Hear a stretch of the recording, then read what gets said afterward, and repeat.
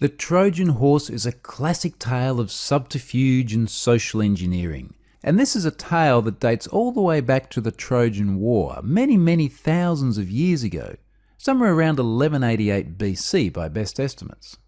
As the tale goes, after a fruitless 10-year siege in which the Greeks were attacking the city of Troy, they ultimately constructed a wooden horse and filled it with a force of soldiers, after which the Greeks left the horse as an offering to the city.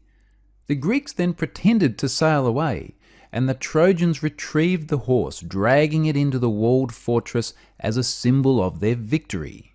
But as night fell, the men emerged from the Trojan horse, and the Greeks sailed back under the cover of night and consequently conquered the city, decisively ending the war. It was a trick. The Greeks had fooled the Trojans into thinking that they were making a gesture of goodwill, a token of defeat, yet all the while having an ulterior motive and relying on the Trojans letting their guard down and being foolish enough to think that they had indeed won the war. This is a social engineering pattern that you're going to see multiple times throughout this course.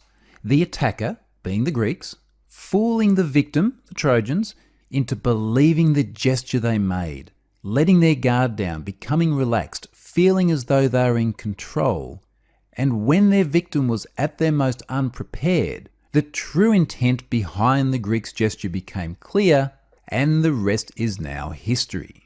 We'll see many similar examples of manipulating people into performing actions that they wouldn't otherwise have done had they used their better judgment, simply by clever social engineering. Let's move on and clearly define this and talk about why social engineering is the soft center within so many of our information systems.